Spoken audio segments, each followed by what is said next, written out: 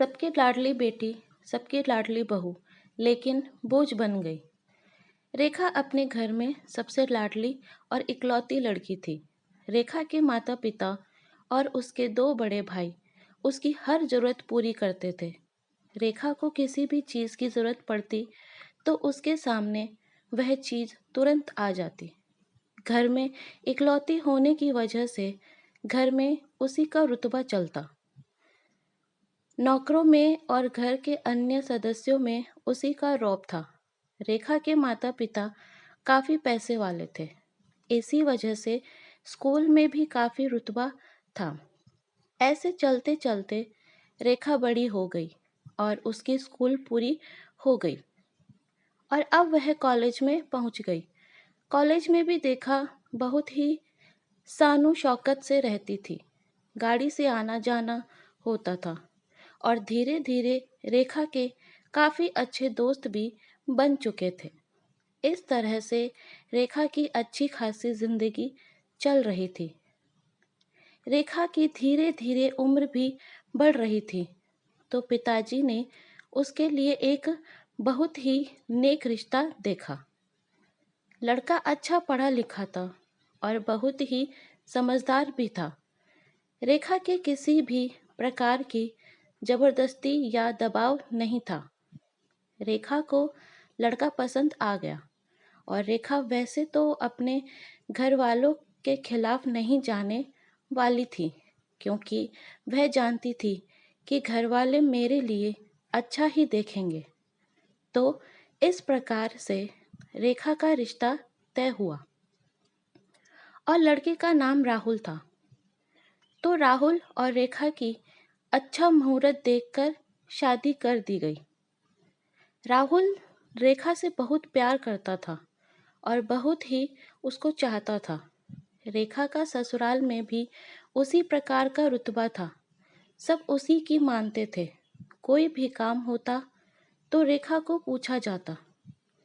थोड़े दिनों बाद रेखा के एक बच्चा हो गया। अब तो मानो रेखा के जीवन की सुखियों में चार चांद लग गए। तो रेखा कभी कभी सोचती थी कि मेरी किस्मत कितनी अच्छी है। मुझे सभी लोग कितना प्यार करते हैं, कितना पसंद करते हैं। मुझे कभी भी जिंदगी में कैसा भी समय आए तो मैं अकेली नहीं महसूस करूंगी। मेरे अपने कभी मेरा साथ नहीं छोड़ेंगे। लेकिन क्या होता है, जिंदगी का रूल है कि जितनी छाया उतनी धूप सबको बराबर भोगना पड़ता है। अब क्या होता है, रेखा के माता पिता ने रेखा को फ़ोन किया और कहा कि काफ़ी दिन हो गए मिलने नहीं आई। तो रेखा ने राहुल से कहा कि मेरे को मायके जाना है। तो राहुल ने दूसरे ही दिन रेखा को छोड़ने जा रहा था तो रास्ते में उसकी गाड़ी का एक्सीडेंट हो गया। वैसे तो किसी को भी ज़्यादा गहरी चोट नहीं लगी, लेकिन रेखा की आंखों में गाड़ी का शीशा लग गया तो उसे तुरंत बड़े हॉस्पिटल में एडमिट करवाया गया। जैसे ही सूचना मिली, ससुराल वाले और पीहर वाले सभी वहां पर पहुंच गए।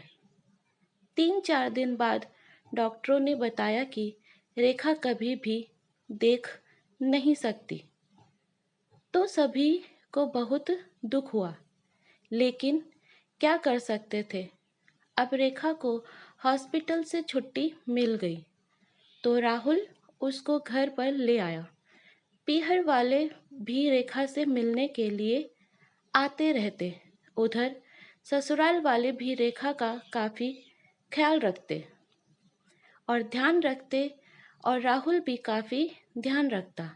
लेकिन धीरे धीरे पीहर वाले भी आना कम हो गए और ससुराल वाले भी रेखा पर ध्यान देना कम कर दिए।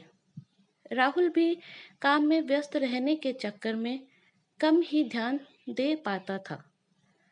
अब रेखा की जिंदगी बदतर हो चुकी थी और वह अकेली महसूस कर रही थी और उसके बच्चे को भी उससे दूर ही रखा जाता था, क्योंकि एक दिन बच्चे के रेखा की वजह से लग गई थी। रेखा ने राहुल से कहा, मुझे कुछ दिनों के लिए पीहर जाना है। तो राहुल रेखा को पीहर छोड़ दिया। जैसे ही रेखा पीहर में आई तो पहले तो सभी ने उसकी काफी आवभगत की, लेकिन वहां पर भी धीरे धीरे उससे परेशान से होने लग गए, क्योंकि रेखा को दिखाई नहीं देता था। तो वह कभी क्या गिरा देती, कभी क्या कुछ गिरा देती। ऐसे चलता था। तो ऐसे सीधे मुंह से तो किसी ने नहीं कहा, लेकिन ऐसे घुमा फिरा कर करके उसको कहती कि राहुल कब आ रहा है लेने के लिए।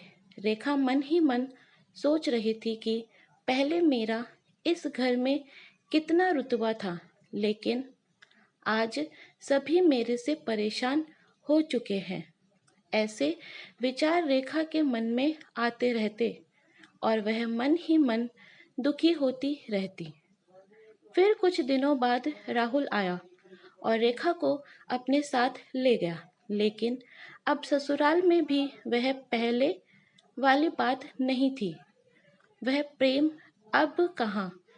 तो दोस्तों, इस प्रकार से रेखा लाडली बेटी लाडली बहू से सबके ऊपर बोझ बन गई थी। दोस्तों, कहानी अच्छी लगी तो चैनल को सब्सक्राइब ज़रूर करना।